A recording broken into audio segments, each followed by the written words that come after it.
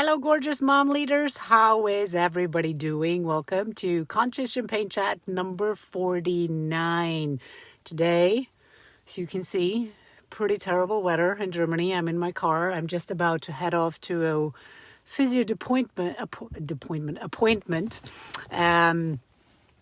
because, apparently you get old when you're 40, and with all this corona and me sitting in front of the computer, I need somebody who's helping me to get my muscles oiled and smooth. So, ladies, if you are somewhere where the sun is shining and it's warm, please send some sun over to Germany. Our weather has been like this for like the last, I think months or so. Very depressing, I can tell you.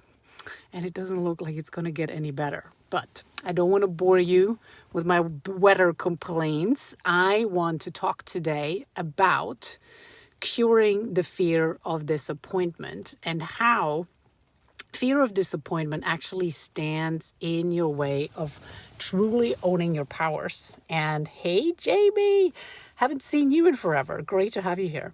How it's standing in your way of owning your true powers and really standing in your way of owning who you are. And remember, owning who you are is one of the 3 laws of mom leadership. If you haven't watched that episode, go back. I think it's one on our very first one, like number 3 or so.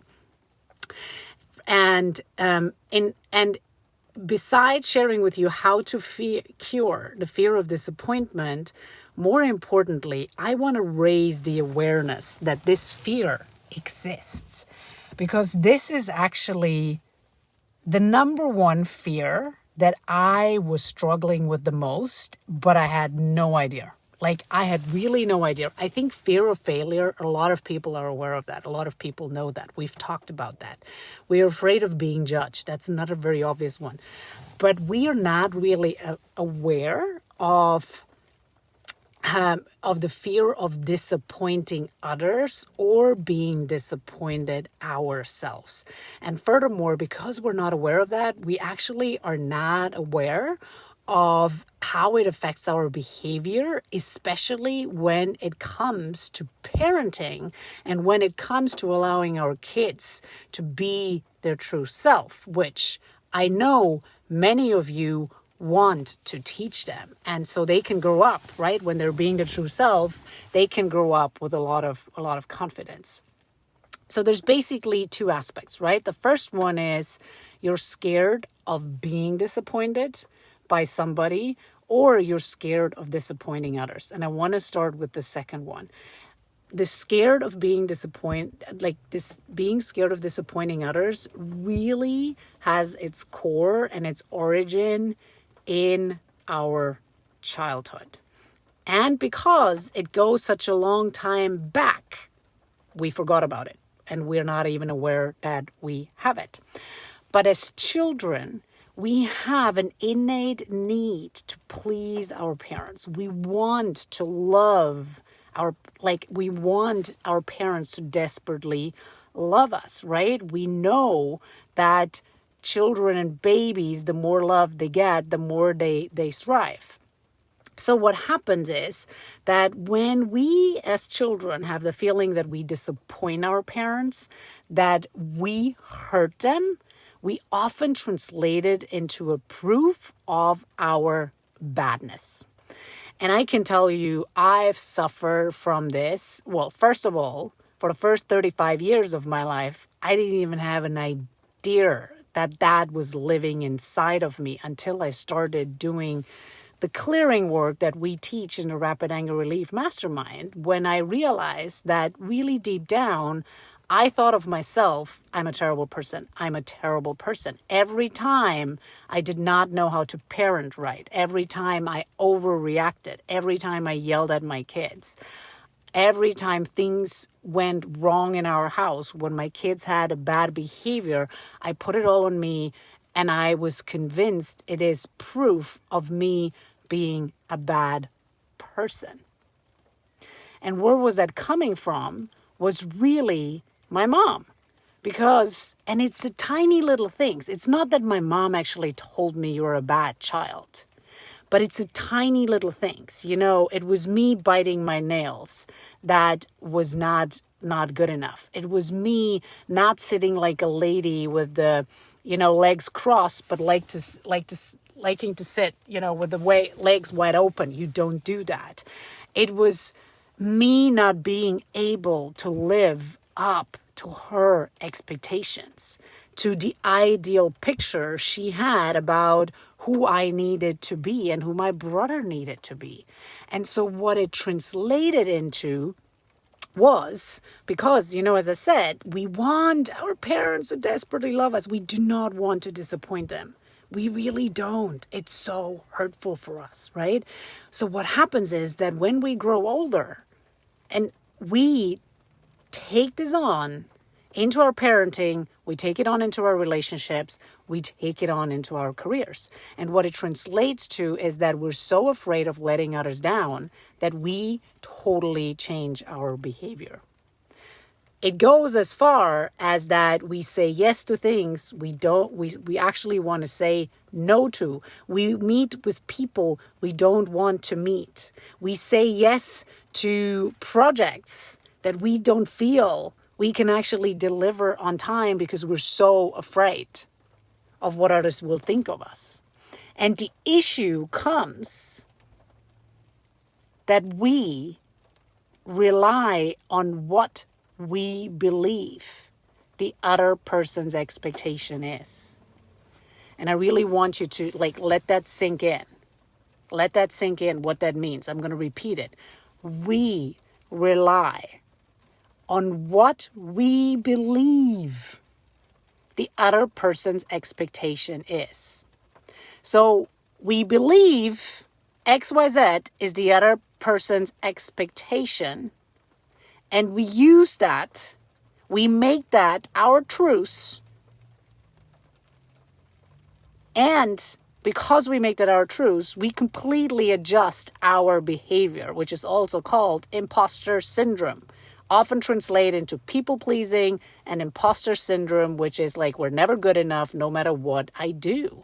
So we adjust our behavior based on what we believe the other people expects from us without actually even knowing, without ever asking, without ever questioning it. Our brain takes these shortcuts all the time. Because fear of disappointment is so strong, it's so heavy that your brain is trying to protect you.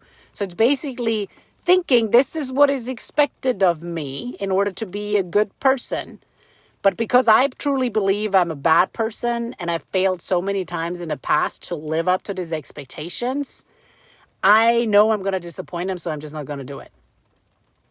Or I'm going to do things I actually don't want to do. This goes in different directions. Like, for example, I can tell you people at work that very often over-deliver, but they feel used, they suffer from the fear of being disappointed because these people also don't have any boundaries. They are totally undervaluing themselves because they have been relying on what they believe other people expect of them. And so that means they've lost the trust in themselves.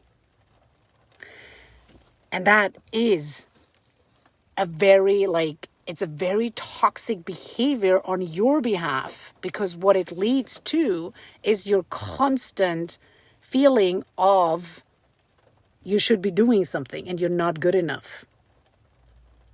Right? I mean, the root cause of disappointment lies in expectations that we think other people have on us and in the expectations we put on other people.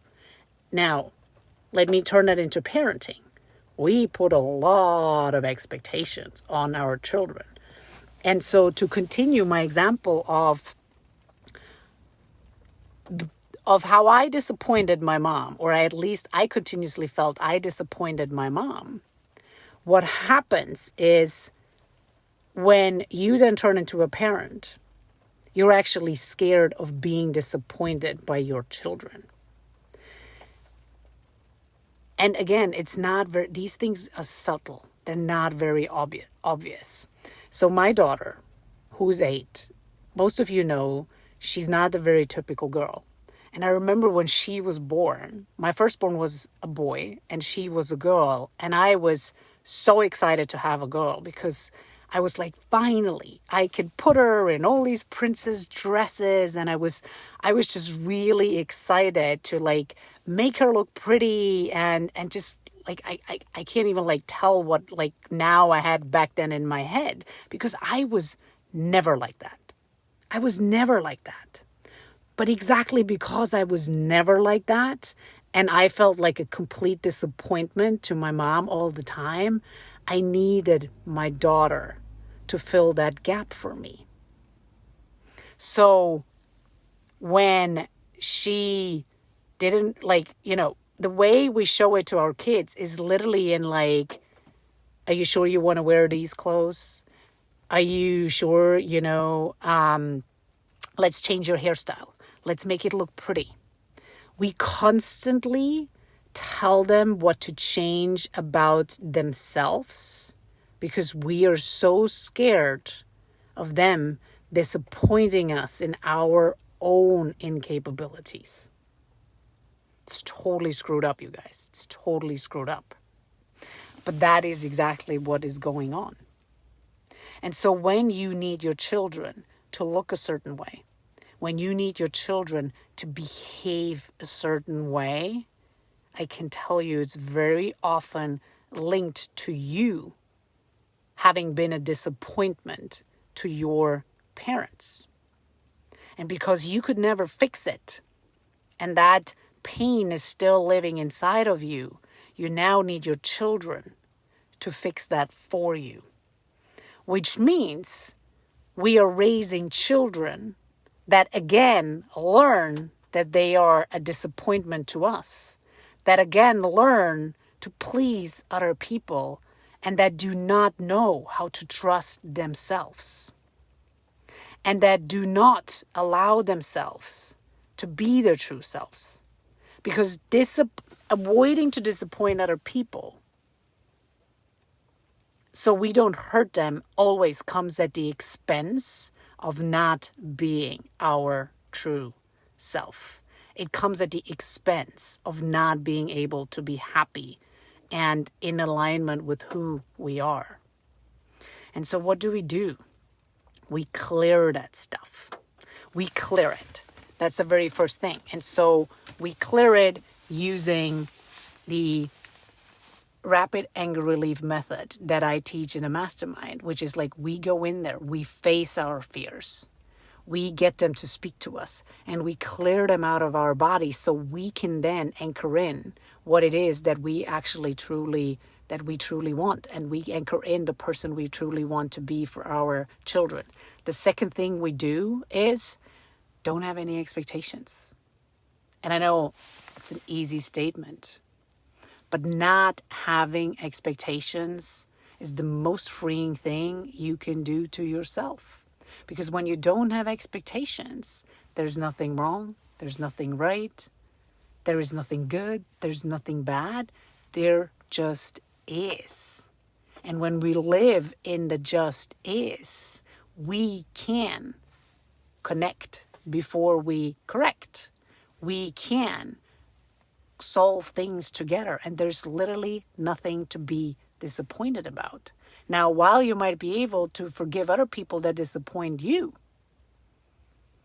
we have the hardest time to forgive ourselves when we disappoint ourselves,